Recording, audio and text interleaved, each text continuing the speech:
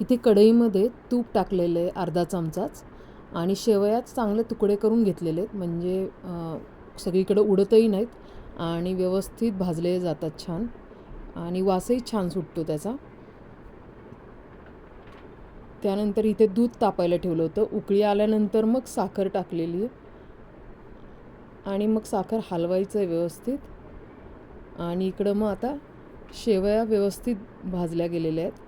Colour change होईस्तोपर्यंत भाजायच्यात बारीक गॅसवरच. याचा colour change झालेला आहे. अशा कंटिन्यू हलवायच्या. ते काढलेलं आहे शेवयांचं. त्याच्यातच परत तूप टाकलं आहे आणि खवा टाकलेला आहे. खवा असा व्यवस्थित परतून घ्यायचा. हा व्यवस्थित परतल्यानंतर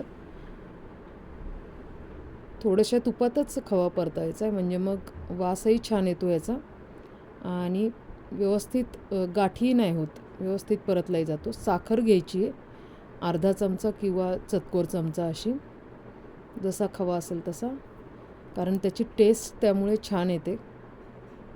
खवा जेव्हा तुम्ही कधीही भाजताल त्यामध्ये साखर थोडीशी टाकली आणि तूप टाकलं की खवा अजिबात जळत नाही आणि वासही छान येतो त्याचा. त्यामध्ये खवा आता छान पातळ झाला होता. त्यामध्ये आता दूध टाकायचे, म्हणजे व्यवस्थित एकजीव होतो, गाठी होत नाहीत अजिबात. हे असं व्यवस्थित हलवून घ्यायचं, अजिबात गाठी झालेल्या नाही आहेत. आणि तो आता दुधामध्ये टाकायचे. खवा पहिल्यांदा टाकायचा दुधामध्ये आणि मगच त्या शेवया टाकायच्या, म्हणजे खवा मिक्स होतो व्यवस्थित. शेवया थोड्याशा उशिरा टाकल्या तरी होतात, कारण आपण ह्या व्यवस्थित भाजून घेतलेल्या आहेत, त्यामुळे टेस्टही छान होते आणि व्यवस्थित एकजीव होतो दुधाबरोबर आणि खीरही चवीला छान लागते. ही खीर छान घट्ट हवी असेल तर 1-7 मिनटं ठेवलं तरी छान होते. ही झालेली आहे आपली खीर रेडी.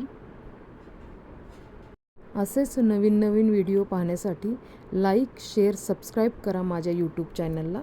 धन्यवाद.